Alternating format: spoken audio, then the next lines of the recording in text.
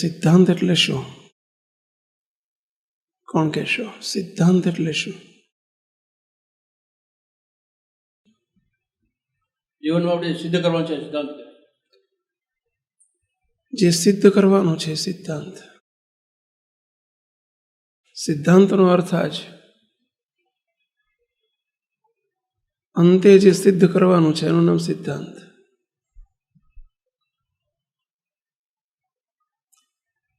સર્વે સાધનને અંતે, સર્વે સમજણને અર્થે, સર્વે જ્ઞાનને અર્થે, સર્વ ભક્તિને અર્થે, સર્વ ધ્યાન, ધર્મ, જ્ઞાન, વૈરાગ, ભક્તિ, સર્વે સાધનને અંતે, સર્વ માધ્યમને અંતે જે સિદ્ધ કરવાનું છે એને કહેવાય સિદ્ધાંત. મંદિરો કરીને, સમૈયા કરીને, ઉત્સવ કરીને, માળા ફેરવીને, પૂજા કરીને, ભક્તિ કરીને, દાન કરીને, જ્ઞાન કરીને,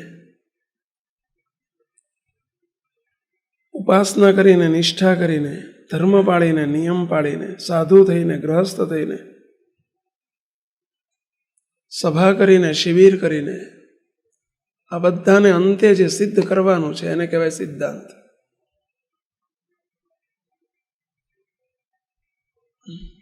અને એ સિદ્ધાંત જેમાં સમાયેલો હોય એને કહેવાય સિદ્ધાંત સૂત્ર. આ સિદ્ધાંત જે વાક્યમાં સમાયો હોય એને કહેવાય સિદ્ધાંત સૂત્ર.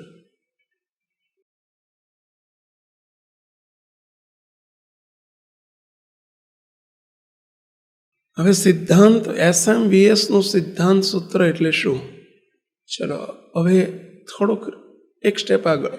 SMVS નું સિદ્ધાંત સૂત્ર એટલે શું? SMVS સંસ્થા જેના માટે સ્થપાયેલી છે એમાં જે કરવાનું છે એ SMVS નું સિદ્ધાંત સૂત્ર. Very good. SMVS ની સ્થાપના જેના માટે થઈ છે, શાના માટે SMVS છે? SMVS શું સિદ્ધ કરવા માટે એસ્ટાબ્લિશ થઈ છે? આ સંસ્થાનો ગોલ શું છે?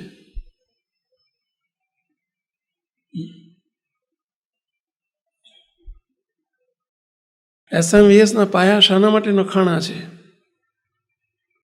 એ દર્શાવતું સૂત્ર SMVS નું સિદ્ધાંત સૂત્ર. ક્લિયર હોવું જોઈએ આપણને કે SMVS એ આ જ કરવાનું છે અને SMVS ના સભ્ય તરીકે મારે પણ આ જ કરવાનું છે.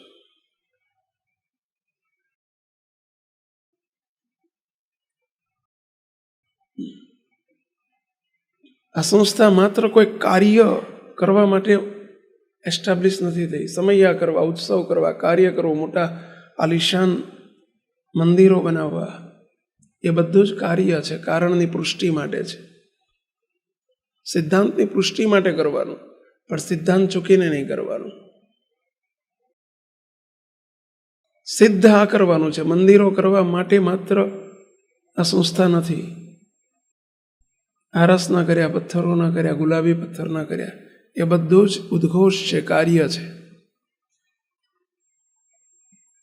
પરંતુ મુખ્ય હેતુ એ નથી.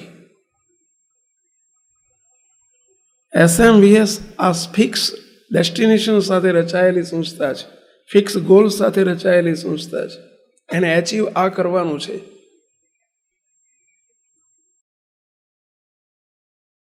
મોટા પુરુષે જે કંઈ દાખલા કર્યા છે એના માટે કર્યા છે, આ સિદ્ધ કરાવવા માટે.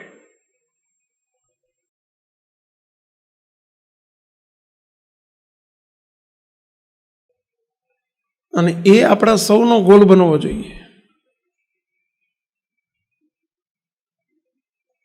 એ સિદ્ધાંત સૂત્ર આપણું સૌનું બનવું જોઈએ, સંતોનું બનવું જોઈએ, હરિભક્તોનું બનવું જોઈએ, અને આફ્ટર ઓલ મારું બનવું જોઈએ. કેમ? ચલો કેમ મારું બનવું જોઈએ? SMVS ની સ્થાપના બે મુખ્ય એના પાયા છે કે એક તો સર્વોપરી સ્વામિનારાયણ ભગવાનની ઉપાસના દ્રઢ કરાવી અને અનાદિમુક્તની સ્થિતિ પમાડવી. હવે અનાદિમુક્તની સ્થિતિ કોણ પામે? કે જેને અનાદિમુક્ત પ્રાપ્તિ કરીને કર્યા હોય. અને મને અનાદિમુક્ત કર્યો છે, મૂર્તિમાં રાખ્યો છે. હવે મારું આ સિદ્ધાંત સૂત્ર થશે તો જ હું અનાદિમુક્તની સ્થિતિ તરફ પ્રયાણ કરી શકીશ અને સ્થિતિને પામી શકીશ. સંસ્થાનું SMVSનું સિદ્ધાંત સૂત્ર મારું સિદ્ધાંત સૂત્ર થવું જોઈએ, કારણ કે જો નહીં થાય તો બે મોટા નુકસાન છે, બહુ મોટા બે નુકસાન છે. એક વ્યક્તિગત નુકસાન અને એક સંસ્થાકીય નુકસાન. આ બહુ મોટા બે નુકસાન થશે જો આ મારું નહીં થાય તો. વ્યક્તિગત નુકસાન. શું વ્યક્તિગત નુકસાન? મને અનાદિમુક્ત કર્યો છે, આપણને અનાદિમુક્ત કર્યા છે, પ્રાપ્તિ કરીને અનાદિમુક્ત છીએ. સ્થિતિ એ આપણા સૌનો વ્યક્તિગત ઇન્ડિવિજ્યુઅલ પર્સનલ ગોલ છે. જો એ મારું નહીં થાય, માત્ર SMVSનું રહેશે, તો આપણને વ્યક્તિગત નુકસાન છે. આપણે પોતે એ સાકાર નહીં કરી શકીએ, સ્થિતિ તરફ પ્રયાણ નહીં થાય, આપણને એક એક સ્ટેપ ભરવા માટે આપણી યાત્રા શરૂ નહીં થાય, પ્રાપ્તિમાં પૂરું મનાઈ જશે, સ્થિતિ માટેના પ્રયત્નો નહીં થાય, જે આપણા માટે બહુ મોટું ભયંકર નુકસાન છે.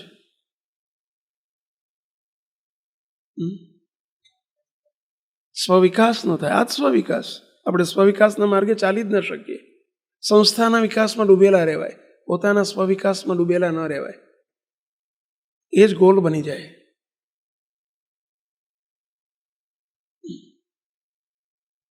એમાં જ આપણને આનંદ આવે, એમાં જ પૂરું મનાઈ જાય, સ્વવિકાસનો માર્ગ આખો રૂંધાઈ જાય. જે આપણું વ્યક્તિગત ભયંકર નુકસાન છે. અને આફ્ટર ઓલ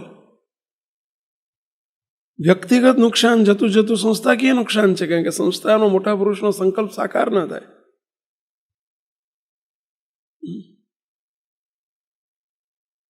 બીજું સામૂહિક નુકસાન શું છે? સંસ્થાકીય નુકસાન શું? કોણ કહેશે? જે કાર્ય થશે સંસ્થામાં, જે સમયે થશે આ સિદ્ધાંત વગર થશે, સિદ્ધાંતથી આઉટ બહાર નહીં.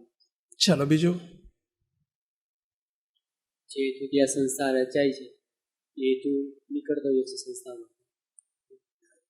જો આપણે સર્વે પોતાનું સંતો હરિભક્તોને આપણને આ સિદ્ધાંત સૂત્ર આપણે રગે રગમાં દ્રઢ નહીં હોય, મારું નહીં થયું હોય, તો આવતીકાલે સિદ્ધાંત, મોટાનો સિદ્ધાંત અને સંકલ્પ પૂર્ણ થવાને બદલે વર્ષોની વર્ષો સુધી આ સિદ્ધાંત સચવાવાને બદલે આવતીકાલે રસ્તો ફંટાઈ જવાનો ભયંકર ભય થઈ જાય.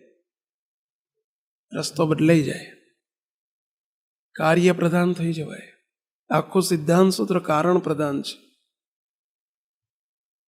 આ સિદ્ધાંત સૂત્ર પ્રભાવ તરફ લઈ જનારું છે. આ સિદ્ધાંત સૂત્ર પ્રભાવની અનુભૂતિ માટેનું છે. અને આખો પ્રભાવનો માર્ગ બંધ થઈ જાય, કન્વર્ટ થઈ જાય, બદલાઈ જાય.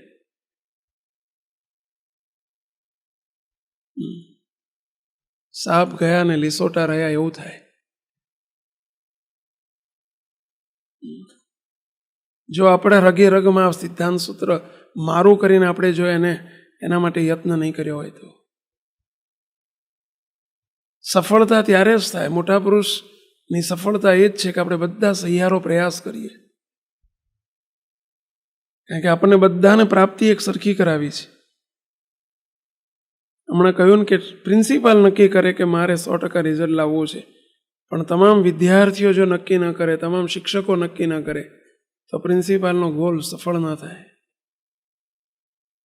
આપણા તમામના સહિયારા પ્રયાસથી જ આ ગોલ તરફ પહોંચી શકાશે અને મોટા પુરુષનો રાજીપો તો લઈ શકાશે. કારણ કે એમનો રાજીપો આમાં છે. જેટલા આપણે એમના સંકલ્પમાં ભેગા પડીએ એટલો એમનો રાજીપો. એમનો ખરો રાજીપો શું? એમના સંકલ્પમાં જે હેતુ માટે પધાર્યા છે એમાં આપણે જેટલા ભેગા પડીએ એટલો એમનો અંતરનો રાજીપો.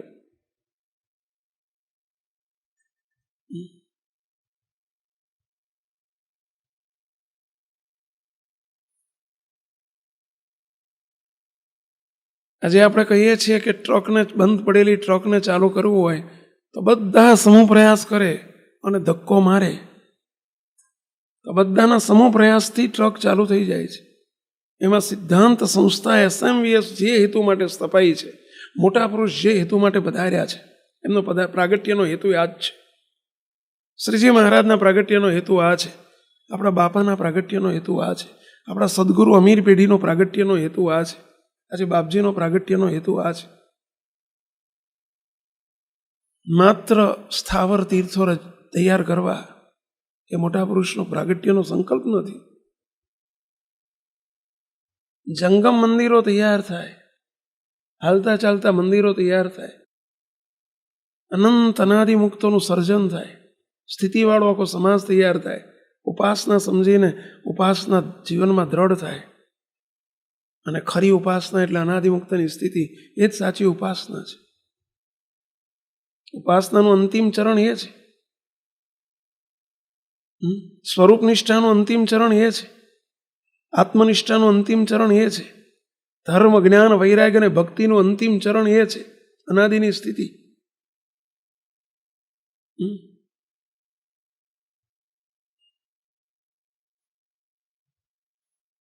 અને અંતિમ ચરણ સુધી લઈ જવાનો મહારાજને મોટાનો સંકલ્પ છે. એના માટે એમનું પ્રાગટ્ય છે. અને એમાં ભેળા ભળ્યા કોને કહેવાય કે આપણે સ્વયં ઇન્ડિવિજ્યુઅલ એના માટે પ્રયત્ન કરીએ, એના માટે આપણે સ્વયં જાગૃતિમાં રહીએ, સ્વયં સ્વવિકાસના વિચારમાં રહીએ, ભલે પ્રવૃત્તિ બધી કરીએ, સેવા કરીએ, ભક્તિ કરીએ, બધું જ કરીએ, પરંતુ પોતાનો આ ગોલ આપણો સહેજ પણ રૂપાંતરિત થવો ના જોઈએ, બદલાવો ના જોઈએ. નહીતર સમયાંતરે આ બધું બદલાઈ જતું હોય છે. જો આપણો પોતાનો દરેકનો ઇન્ડિવિજ્યુઅલ આપણો આ ગોલ નહીં બન્યો હોય તો, આ સિદ્ધાંત આપણો પોતાનો નહીં બન્યો હોય તો, જે મહારાજને મોટાનું પ્રાગટ્ય આના માટે છે, એમ આપણે પણ એટલું સમજવું પડશે કે મારું પ્રાગટ્ય પણ આના માટે છે. મારે પણ મારા જીવનમાં આ સિદ્ધ કરવા માટે મહારાજ મને આ કારણ સત્સંગનો યોગ અપાયો છે. એના માટે આવા દિવ્ય પુરુષના યોગમાં આપણને લીધા છે. આ ગોલ આપણો બનવો જોઈએ. આના માટે જ મારો જન્મ છે. જેમ એમનું પ્રાગટ્ય આના માટે છે કે સર્વોપરી ઉપાસના દ્રઢ કરીને અનાદિની સ્થિતિ કરવી એમનું પ્રાગટ્ય નથી, કરાવવી એમના માટે, એમનું પ્રાગટ્ય એના માટે છે. એ તો સ્વયં સ્થિતિવાળા જ છે. પરંતુ આપણા સૌનો હેતુ આ બની જવો જોઈએ કે મારો જન્મ પણ આના માટે છે, મારું પ્રાગટ્ય આના માટે છે, આ યોગ બધો આના માટે છે.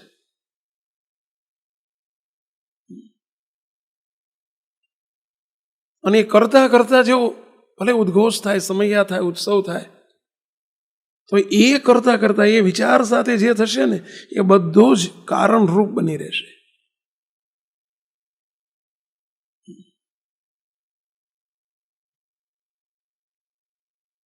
સંકલ્પ એટલે આપણો બનવો જોઈએ, આ સિદ્ધાંત આપણો બનવો જોઈએ, ઇન્ડિવિજ્યુઅલ આપણો બનવો જોઈએ. નહીંતર પાછળ બહુ મોટું વિઘ્ન છે. આપણા માટે તો ઇન્ડિવિજ્યુઅલ વિઘ્ન છે જ. જે કહ્યું એ આપણો માર્ગ ફંટાઈ જાય, અને ફંટાઈ ગયો છે. આપણે જોઈએ આ ભૂલી ગયા કે મારા શાના માટે જન્મ છે. એટલે તો આપણે, કારણ કે રહેવાનું છે તમારે બધા ભૂલા પડેલાની વચ્ચે, અને એનું એટલું બધું ઘૂંટ્યું છે આપણે, અને આપણને એટલું બધું ઘૂંટાયું છે. અવરભાવના સ્વરૂપોની વચ્ચે જ આપણે રહ્યા છીએ, જગતના જીવોની વચ્ચે રહ્યા છીએ. અને એટલે એમણે ઘૂંટીને આપણને એટલું બધું ઘૂંટાયું છે બધાએ ભેગા થઈ કે તદ્દન અસત્ય ઘૂંટીને આપણે પરમ સત્ય કરી નાખ્યું છે. બોલો, તદ્દન અસત્ય એને ઘૂંટીને પરમ સત્ય કરી નાખ્યું. બોલો, નામ રૂપ દેહના ભાવો, સગા સંબંધી, કુટુંબ, પરિવાર, જાતના નાતના, કેટલું બધું આખું પરમ સત્ય કરી નાખ્યું. બસ હું વિનોદભાઈ, હું જીણાભાઈ, હું સોની, કેટલું પરમ સત્ય કરી નાખ્યું. ઘૂંટાઈને આપણને કેટલું ઘાલી દીધું. ખાવ સત્ય, તદ્દન જુઠ્ઠાણું.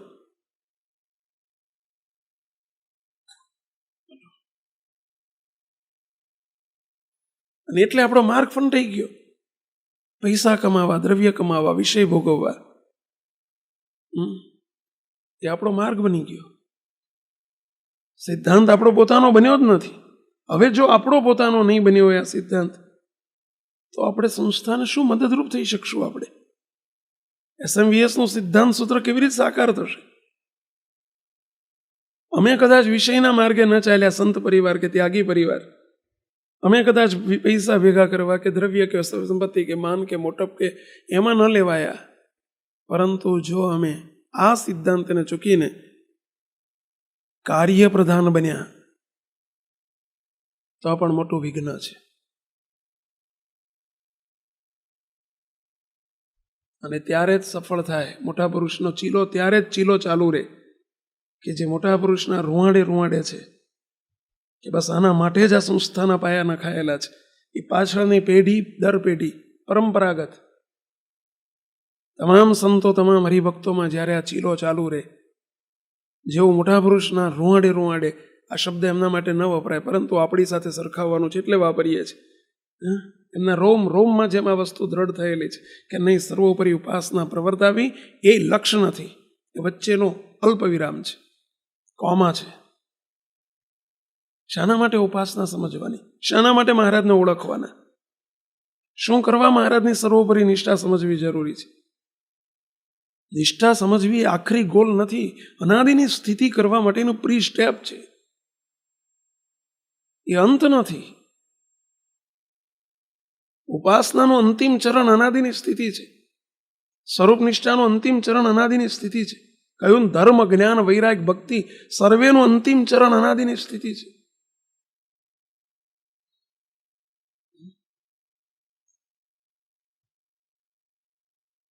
અહીંથી વાસના જવું છે, વાડજ થઈને વાસના જવું છે. વાડજ કે અંતિમ ચરણ નથી, વાસના અંતિમ ચરણ છે. એમ સર્વોપરી ઉપાસના દ્રઢ કરીને અનાદિની સ્થિતિ પામવી એ એના જેવું છે, વાડ જ છે. અનાદિ પર સર્વોપરી ઉપાસના દ્રઢ કરવી એ વાડ જ છે.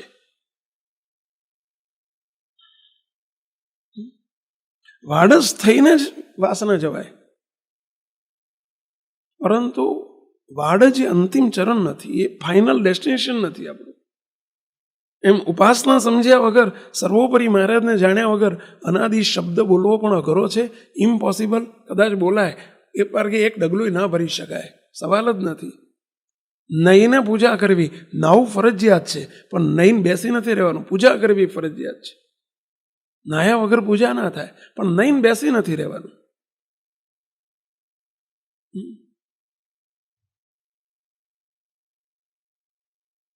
આપણું અંતિમ ચરણ આ હોવું જોઈએ અને આપણને સતત નિરંતર અનુસંધાન રહેવું જોઈએ. સંતોને તો વિશેષ અને તમને પણ વિશેષ. કદાચ તમને ઓછું વધુ હશે, સંતો હરખું કરી શકશે, પણ સંતોને જો આ બગડી ગઈ વાત, એ સંતો ધ્યાન રાખજો. મુક્તો આપણને જો ભૂલાઈ ગયું ને, રસ્તો બહુ જલ્દી ફંટાઈ જાય. એન્જિન છીએ આપણે બધા હજારોના, ધ્યાન રાખજો.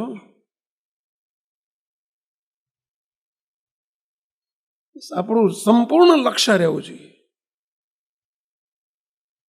કે આ જ મારો સિદ્ધાંત છે, અમારી સંસ્થાનો સિદ્ધાંત છે. મારો થશે તો સંસ્થાનો થશે જ, સંસ્થાનો થશે તો મારો ન પણ થાય, સંસ્થાનો જ રહે. અને સંસ્થાનો છે એટલે ચિંતા કોને રહી? લીડરને. આપણે શું?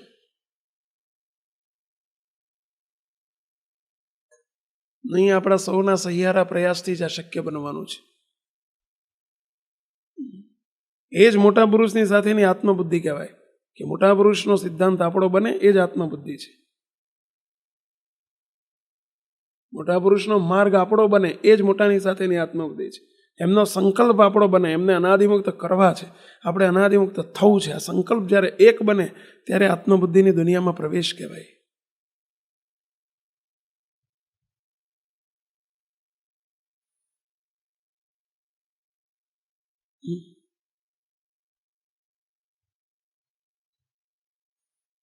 માટે આ સિદ્ધાંત મારો પોતાનો બનવો જોઈએ. અને ફરી કહું છું કે સામૂહિક ધોરણે સંસ્થાના ગોલને તો હચમચાટ કે એને તો એમાં તો ડગમગાટ આવવાની શક્યતા છે, પરંતુ પોતે રહી જશું એનું શું? આપણે જો મારો નહીં કરીએ આ સિદ્ધાંત કે આના માટે મારો જન્મ છે, એ તો રહી જવાના. આપણે બહુ ક્લિયર હોવા જોઈએ આપણને. કોઈ નહીં પણ કંઈ પ્રશ્ન થાય તો અમે પૂછજો, આંગળી ઊંચી કરી. આ વાતને સમજજો. સમજ્યા એને કહેવાય, સમજ્યા એને કહેવાય. અર્થ જાણ્યો એ સમજ્યા ના કહેવાય, અર્થ જાણ્યો કહેવાય. એ સમજ્યા વસ્તુ જુદી છે. અર્થ જાણવો અને સમજવું એમાં બહુ આસમાન જમીનનો ફરક છે.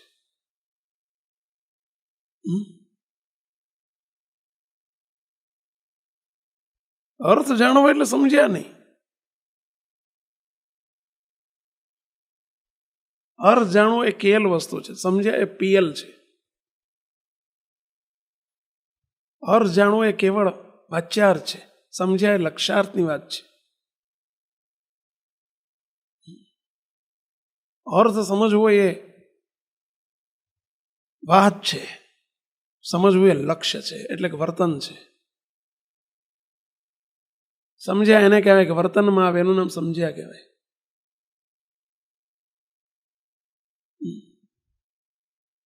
અર્થ જાણ્યો એનાથી શું? હા, ભાષણબાજી થાય, બીજાને સમજાવવાનો પ્રયત્ન થાય, અને છૂપો સાત્વિક અહંકાર વધે. બીજું કશું ના થાય એનાથી. બીજાને ખબર નથી ને મને ખબર છે, બીજાને આવડતું નથી ને મને આવડે છે, એ સાત્વિક અહંકારની પુષ્ટિ થાય.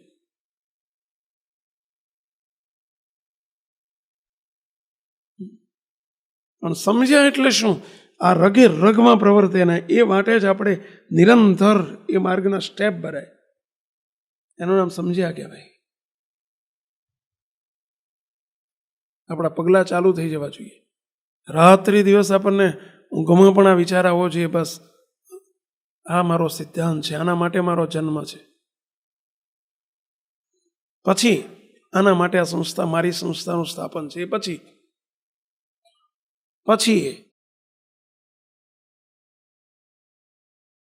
સર્વોપરી ઉપાસના સમજવી, અને સમજ્યા પછી બસ ઉપાસના દ્રઢ કરવી શબ્દ વાપર્યો છે. પાછો સમજવી નથી, દ્રઢ કરવી શબ્દ છે. જાણવી શબ્દ નથી, દ્રઢ કરવી. દ્રઢ કરવાની દુનિયા આખી જુદી છે. પછી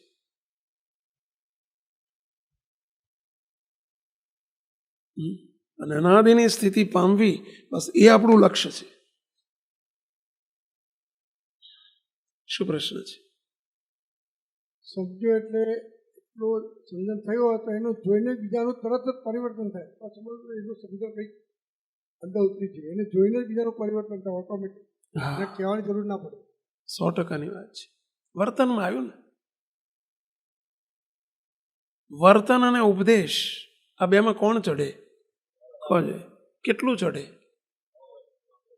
અમાપ.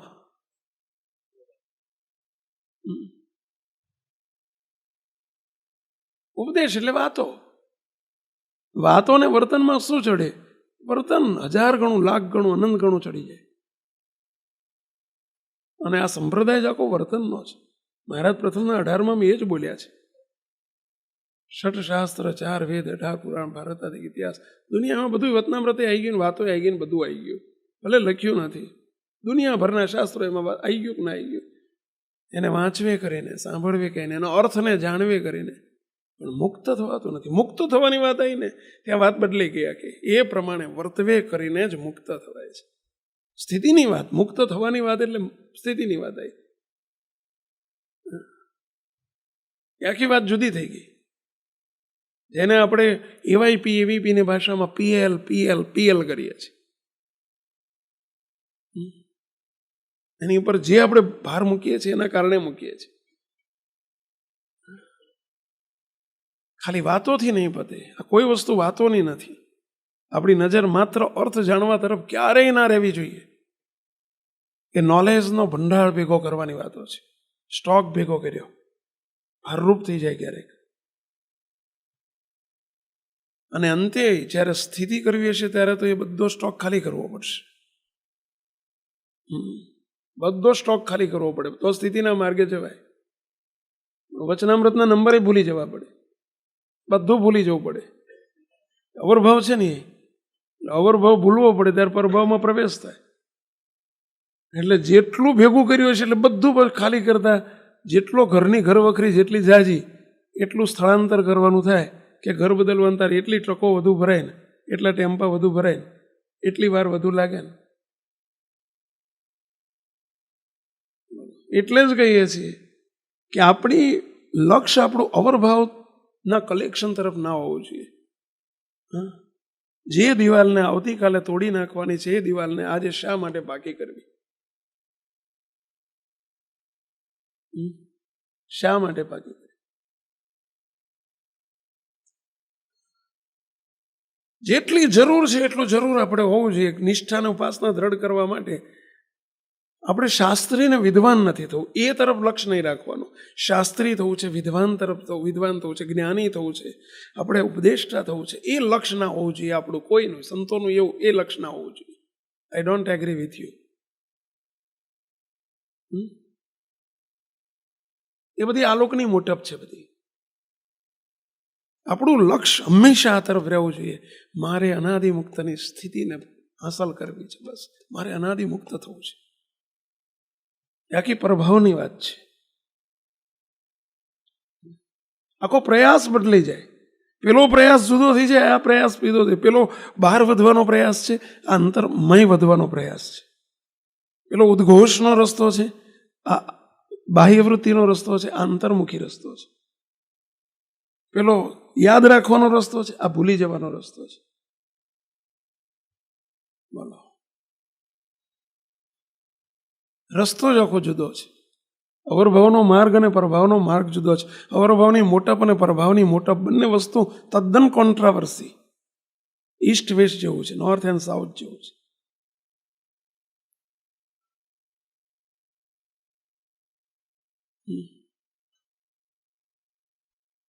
નક્કી કરવું પડે. આપણે પહેલું ડિસાઇડ હોવું જોઈએ કે મારો ગોલ કયો છે. મારે શાસ્ત્રી થવું છે, વિદ્વાન થવું છે, ઉપદેષ્ટા થવું છે, મારે કથાકાર થવું છે, કે મારે અનાદિમુક્ત થવું છે.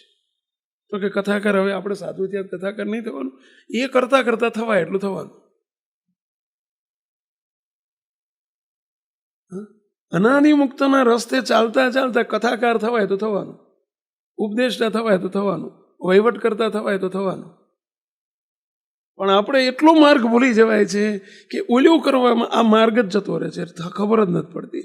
આ તમને પણ, તમે વ્યવહારમાં રહેવાનું, વ્યવહાર કરવાનો, પણ આ ગોલ ઉપર રહેતા રહેતા જેટલો વ્યવહાર થાય એટલો કરો, પણ તમે વ્યવહારની પાછળ ભૂરાટા થઈ જાઓ છો. બોલો, ભૂરાટા એટલે સમજ્યા?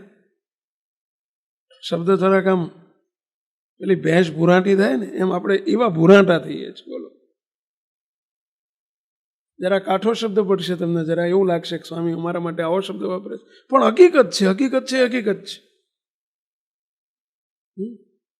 આ લક્ષ્ય અહીંથી ઉઠ્યા પછી મારે અનાદિની સ્થિતિ પામવી છે વિચારે આવે છે. કારણ કે આપણે એકચ્યુઅલી અનાદિમુક્ત કર્યા છે, પ્રાપ્તિ કરીને આપણને એ ખ્યાલ નથી રહેતો કે હું અનાદિમુક્ત છું. એ દ્રઢ જ નથી થયું આપણને. એ કહ્યું ને, એટલું બધું ઘૂંટી ઘૂંટીને સંપૂર્ણ અસત્ય એ પરમ સત્ય કરી નાખ્યું છે આપણે, અને એટલે આપણને ખ્યાલ નથી રહેતો. ઝીણાભાઈ હું ઝીણાભાઈ નથી એ મટે, હું ઝીણાભાઈ છું એ વાત ભૂલાય તો હું અનાદિમુક્ત આવે ને. તમને હું વિક્રમભાઈ કહું કેટલો થાય, જ્યાં સુધી તમે ચોખવટ ના કરો ત્યાં તમને શાંતિ ના થાય. બોલો, હું વિક્રમભાઈ નોય સ્વામી,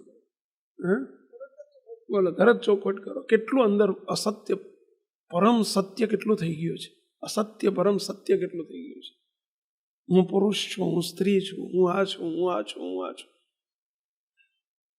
મહારાજને મોટા પોકારીને આપણને એમનું પ્રભાવનું ટાઇટલ આપ્યું છે કે ભાઈ તું અનાદિ મુક્ત છું. એ વિચાર આપણને રહેતો નથી, કારણ કે પ્રેક્ટિસ નથી, ચારે બાજુનું એવું વાતાવરણ નથી, એવું ઘૂંટામણ નથી, અને પોતાનો સ્વયં ખટકો નથી, જાગૃત નથી. સિદ્ધાંતની મારો શું સિદ્ધાંત માટે જન્મ છે એ ગોલની ખબર નથી. એટલે બધાનો ગોલ જે હતો એ આપણો બની ગયો. બસ ખાવું પીવું, મોટા થવું, ભણવું ગણવું, પૈસા કમાવા, જય સ્વામિનારાયણ, અને હવારાન મંદિર જવું. બાપજીની સભા હોય ત્યારે બાપજીની સભામાં જવું, સ્વામીની સભામાં એમાં જવું, પતી ગયું. આપણે સંચાલક થવું, કાર્યકર થવું. અમારે એવું થઈ ગયું કે અમારે મોટા થઈને સાધુ થવું, સંત થવું, પછી 2 મંડળ સંભાળવા, 4 મંડળ સંભાળવા. સારું છે આ બધું, દેટ્સ ફાઇન, પણ ગોલ ભૂલાવો ના જોઈએ, લક્ષ્ય ભૂલાવવું ના જોઈએ.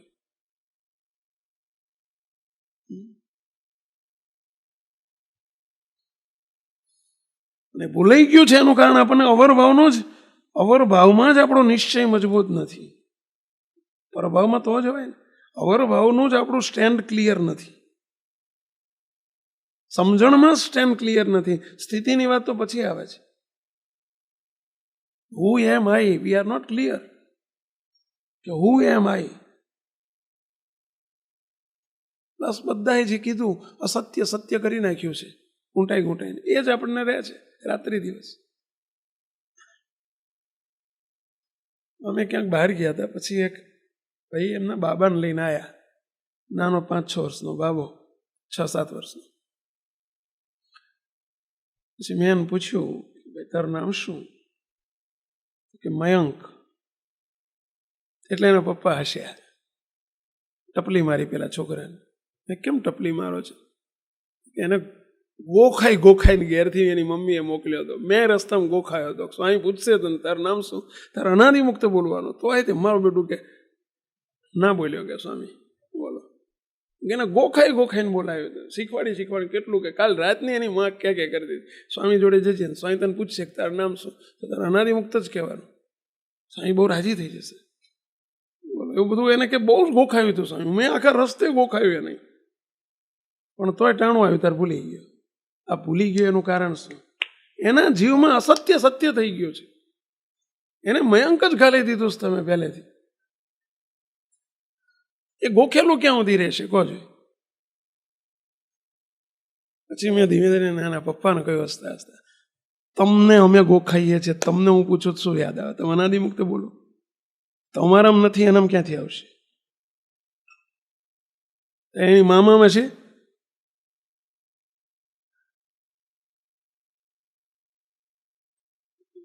હમણાં અમે પેલું દ્રષ્ટાંત આપ્યું એ માત્ર એક્ઝામ્પલ છે સમજવા માટે. બાળકનું ને એના પપ્પાનું કીધું એ આપણા માટે જ છે. આટલું તો નક્કી કરો. અને શ્રીજી મહારાજે આવું નક્કી કરાવવા માટે તમે ખરેખર અનાદિમુક્ત છો. આ જ્યાં સુધી દ્રઢ નહીં થાય ત્યાં સ્થિતિના માર્ગે એક ડગલું પણ આગળ નહીં વધી શકાય. તમને સિદ્ધાંતનો ખ્યાલ જ નહીં કે આ સિદ્ધાંત મારું કરવું છે. કેમ? SMVSનું છે. મારું શું? એમાં મારે કરવાનું શું? નહીં, હું પ્રાપ્તિ કહીને અનાદિમુક્ત છું એટલે મારા માટે આ છે સિદ્ધાંત સૂત્ર. હવે સ્થિતિ ઇઝ માય ગોલ. જેને દીકરો જ નથી એને કોઈ દિવસ સંબંધ કરવાનો કે ભણાવવાનો કે પરણાવવાનો કે લગ્નનો પ્રસંગ આવવાનો જ નથી, સવાલ જ નથી. કોણ છીએ આપણે? જેટલો આ ખ્યાલ રહેશે કે હું કોણ છું, બસ હું દેહ તે હું નથી, આશીષ તે હું નથી, સોની તે હું નથી, વિનોદભાઈ તે હું નથી, બારોટ તે હું નથી, બસ ઝીણાભાઈ તે હું નથી. નિરંતર આ વાતનું તો અનુસંધાન રાખતા શીખો. હું અનાદિમુક્ત જ છું, જન્મજાત અનાદિમુક્ત છું, પ્રી પ્લાનિંગથી અનાદિમુક્ત છું, સંકલ્પથી જ અનાદિમુક્ત છું, શ્રીજી મહારાજના સંકલ્પનું પાત્ર જ છું.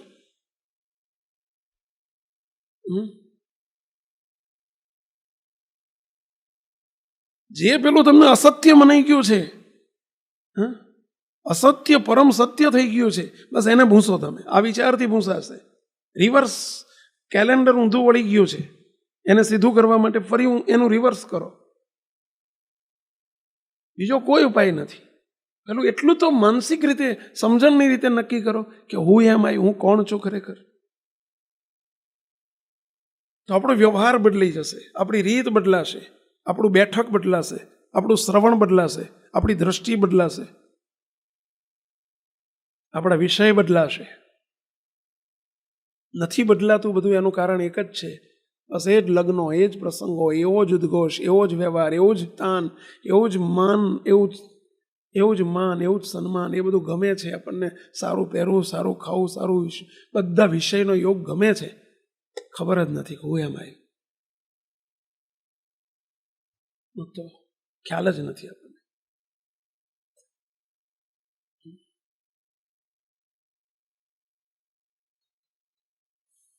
આપણને ક્લિયર નથી કે ખરેખર હું જન્મજાત કોણ છું.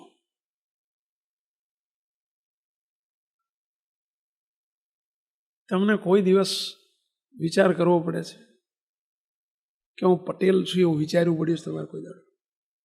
હું પટેલ છું યાદ રાખવું પડે? ઓટોમેટિક થઈ ગયું. કેવી રીતે થઈ ગયું? જન્મથી પાકું કરાવી નાખ્યું. બધા કહું છું ને, અસત્ય પરમ સત્ય કરાવી નાખ્યું. ઘૂંટાઈ. હવે અમે તમને આ ઘૂંટાઈએ છીએ, તો એને એટલું જ સહજતાથી સ્વીકારો ને, એનું જ મનન કરો, એવું જ ચિંતન કરો, એ જ બેસીને 5 મિનિટ 10 મિનિટ 15 મિનિટ કાઢો, વિચારો, મનન કરો, લખો, આવું કંઈક લખો. હું અનાદિ મુક્ત જ છું. બસ દેહ તે હું છું જ નહીં. દેહના સંબંધો તે સંબંધી તે મારા નથી. દેહની નાત જાત તે મારી નથી. હું પુરુષ નથી, સ્ત્રી નથી. અંતકરણ, ઇન્દ્રિયો, અંતકરણ તે મારે વિશે નથી. હું તેથી તદ્દન જુદો સંપૂર્ણ સત્ય સ્વરૂપ એવો આત્મા છું. અને હવે મને આત્માને મને અનાદિ મુક્ત કરી દીધો છે. આત્મભાવમાં પણ રહેવા દીધો નથી. પોતા જેવો પુરુષોત્તમ રૂપ કરી દીધો છે. બસ હું એમ આઈ, બસ દિવ્ય છું, તેજોમય છું, મૂર્તિ આકારે છું. આ જ મારું સ્વરૂપ છે. દર્શન જેટલી વાર મૂર્તિ સામે જુઓ, બસ આ મારું સ્વરૂપ છે. એ ઘૂંટો મહારાજનું સ્વરૂપ છે એમ નહીં, આ મારું સ્વરૂપ છે. એ ઘૂંટો, આ મારી ઓરિજિનાલિટી છે.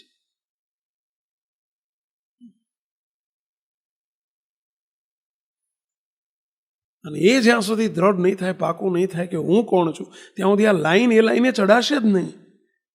હું ડૉક્ટર છું એવું મનાય, એને જ દવાખાનું સાંભળે, એને જ દર્દી સાંભળે, એને જ એમ થાય ખબરમાં મારે જવાનું છે 6 વાગે. એને જ રાતે સપનામાં ઓલો દર્દી બિચારો કણસતો હોય ને રાડ્યું પાડતો હોય ને એ દેખાય, એને એની ચિંતા થાય. ડૉક્ટરને થાય, વકીલને થાય કેવી રીતે? દવાખાનાની ચિંતા વકીલને થાય કોઈ દાડો? દર્દીની ચિંતા વકીલને થાય કોઈ દાડો? અને વકીલને જ કોર્ટ સાંભળે, ડૉક્ટરને સાંભળે. એમ મૂર્તિ કોને સાંભળે? મૂર્તિમાં રહેવાનું કોને સાંભળે? અનાદિમુક્ત સ્થિતિ કરવી છે એવું કોને સાંભળે? અનાદિમુક્તને સાંભળે ભાઈ, દેહધારીને સાંભળે.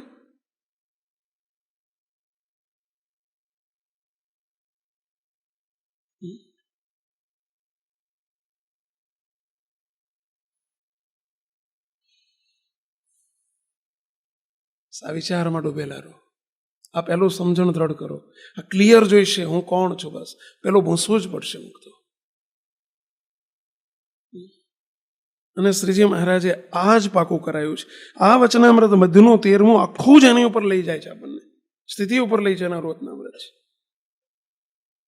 શ્રીજી મહારાજે આગળથી શરૂઆત જ એવી કરી કે આ વાત જો સર્વેને સમજાઈ જાય, જો આ વાત કોઈને પણ સમજાઈ જાય, કોઈને પણ બાળકને સમજાઈ જાય તો એનું અતિ રૂડું થાય. મોટાને ના સમજાય, એના બાપને ના સમજાય તે રહી જાય. કોઈને પણ સમજાઈ જાય તો તેના જીવનું અતિ રૂડું થાય. તે સારું કરીએ છીએ. આ ધ્યેય કહી દીધો, હેતુ કહી દીધો, આ વાત કરવા પાછળનો લક્ષ્ય મહારાજનો શું ગોલ છે એ કહી દીધો. અતિ રૂડું થાય એટલા માટે આ વાત કરીએ છીએ. આ વાત માત્ર અર્થ જાણવા માટે નથી કરતા.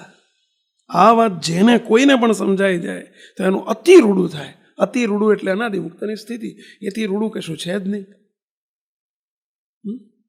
ચોખ્ખી ને ચટ વાત છે. અમે ક્યાં ગોળ ગોળ વાત મહારાજે કરી જ છે. આ વાત જેને સમજાઈ જાય, બોલો, સાધુને સમજાય ને ગ્રહસ્થને સમજાય એનું અતિ રૂડું થાય, આપણું ના થાય. બોલો, જેને આ વાત સમજાઈ જાય તો તેના જીવનું અતિ રૂડું થાય. તે સારું અમે આ વાત કરીએ છીએ. કેટલો વાત કરવા પાછળનો મહારાજનો હેતુ કેટલો સ્પષ્ટ કહી દીધો. ગો હવે આપણે વાંચવાનું શાના માટે?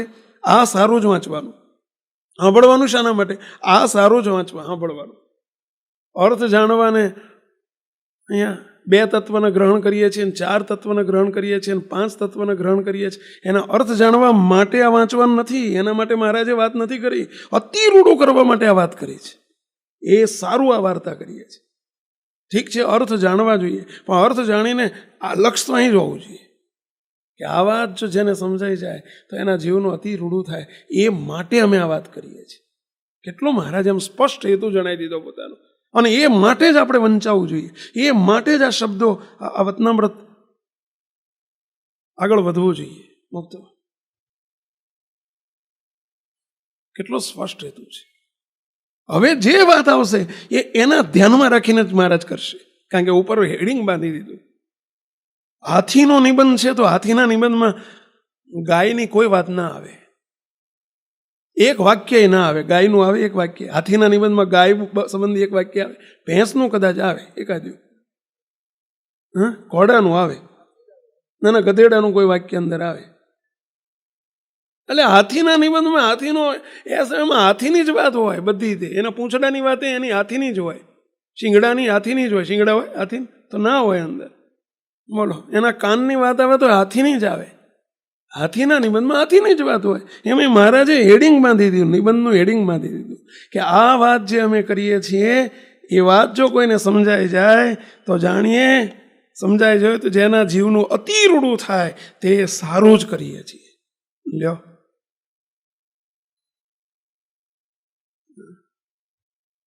કેટલું સ્પષ્ટીકરણ કરે. હવે આમાં શું આવશે બીજું કહો? એક એક શબ્દ બોલો હાથી સુધી પહોંચશે, પહોંચાડતા આવડે તો, અને આપણને સમજતા આવડે. હવે હાથી સુધી પહોંચશે એટલે એનો અર્થ સમજાઈ જશે એવો નહીં પાછું. અનાદિમુક્તને શબ્દ આપણને સમજાઈ જાય કે જો આ પ્રભાવની વાત આવી, જો આ પ્રભાવની વાત આવી, જો આ પ્રભાવની વાત આવી, એ સમજાઈ ગયું એટલે આપણે પછી એમાં બંધાઈ જઈએ છીએ, એમાં ખુશ થઈ જઈએ છીએ અને એમાં અટકી પડીએ છીએ. આપણને સમજાઈ ગયું જાણે, એટલે અર્થ સમજાણો ભાઈ.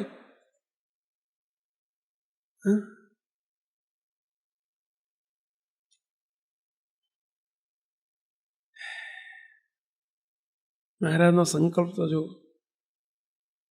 સિદ્ધાંત વાત છે આ બધી. અને એ સિદ્ધાંત જો મધ્યના 13માની વાત અહીં લઈ જાય છે, અહીંયા લઈ જાય છે. આપણો આ જ ગોલ છે ને એના માટે જ મહારાજને મોટા પ્રગટ્યા છે. એ વાતે જેમ જગતના જીવો વાતે ઘૂંટીને બસ એને આ જ શીખવાડે. તું મારો દીકરો, તમારો દીકરો એમ કરી ગઈને જે કંઈ વાત લઈ જાય, આ મારો દીકરો, ના મારા કાકા, ના મારો. અને મોટા પુરુષ જે વાત કરશે અહીં જ પહોંચાડશે, કારણ કે એમનું પ્રાગટ્ય એના માટે છે, એમનું લક્ષ્ય એ છે. ત્યારે આપણું લક્ષ્ય એ નથી. હવે તમારું અમારું લક્ષ્ય જુદા પડે છે ને એટલે તકલીફ થાય છે, મુશ્કેલી ત્યાં પડે છે. આ દાખલો એનો પડે છે. પહેલો તો બધા લક્ષ્ય બંધ કરો, ત્યાંથી પાછા વળો. જોવું ને જાણવું ને ભોગવવું ને માણવું ને એ બધા આ બધા લક્ષ્ય છે ત્યાં સુધી આ શક્ય જ નથી. મહારાજે એટલે જ પહેલાં વિષય ખંડનની વાતો કરી. મહારાજે પહેલી આપણે 5 સભાથી શું વાત આવે છે પહેલાં કે વિષયની નિવૃત્તિ કરો, વિષયમાંથી પંચ વિષયનો અભાવ કરતા શીખો, એમાંથી અનાસક્ત થતા શીખો. ભલે સાંખ્ય જ્ઞાનના જોરે કરીને તમે કરો તોય ભલે, મહાત્મ્યના જોરે કરી કરો તોય ભલે, વિચારના જોરે કરીને તો ભલે કરો તોય ભલે. મરવાનું છે, કાલે સવાર કંઈ જોડે નથી આવવાનું એવા મૃત્યુના ભયથી વિચારથી કરો તોય ભલે, વૈરાગ્યના વિચારથી કરો તોય પણ ભલે, આત્મનિષ્ઠાના વિચારથી કરો તોય પણ ભલે, પણ આ કરો, પહેલાં રસ્તો ક્લિયર કરો. જ્યાં સુધી હજુ વિષયમાં પ્રીતિ છે ત્યાં સુધી તમારો ગોલ જ નથી બંધાણો, તમને ખબર જ નથી કે હુ આર યુ, તમે કોણ છો એ ભાન જ નથી, ખબર જ નથી. એટલે રસ્તો ફંટાઈ જાય છે. સત્સંગી છો એવી ખબર પડે તો ચા ના પીવાય એની ભાન પડે, કોફી ના પીવાય એની ખબર પડે, કાંદા લસણ ન ખવાય એની ખબર પડે.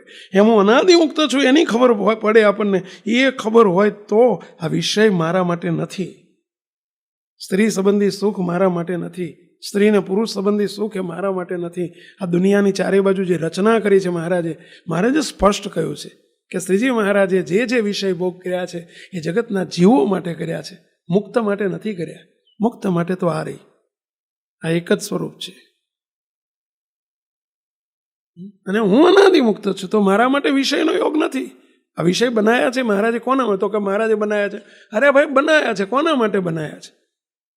એના યારી માટે બનાયા છે, આપણા માટે નથી બનાયા.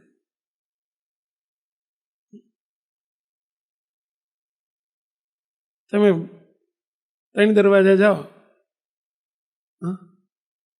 ત્યાં કે ગમે ત્યાં બજારમાં નીકળો, સરસ મજાનો જલેબી ગરમા ગરમ ઉતરતી હોય, તમને વિચાર આવે છે, તમને શું થાય? તો કે બનાવી છે. એટલે ભાઈ મારા માટે નથી બનાવી.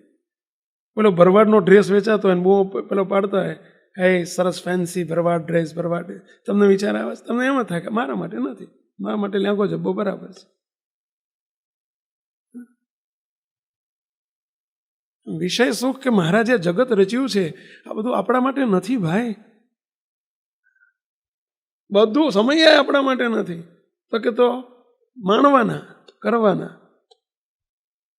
દ્રઢતા તો બીજી જોવી જોઈએ. મોટા મોટો મહોત્સવ કયો? મૂર્તિમાં રહેતા આવડે એ જ મોટા મોટો મહોત્સવ. જેને પ્રભાવનો નિરંતર ખ્યાલ રહે એ જ મોટા મોટો મહોત્સવ.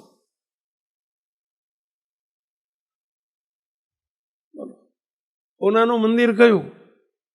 બસ મૂર્તિ મેં રહેતા આવડે હોનાનું મંદિર રચી. થોડુંક આમ અનફિટ થશે હો તમને બધી આ વાતોથી, આમ જરા અનફિટ લાગતું હશે. છૂટકો જ નથી, કરવું જ પડશે. અને આ બધું તો થઈ જાય, એક વિચાર દ્રઢ થઈ જાય. તો કયો વિચાર? કયો વિચાર? બોલો જો, કયો વિચાર? હું કોણ છું? કોણ છું? અનાદિ મુક્ત છું કે અનાદિ મુક્ત જ છું?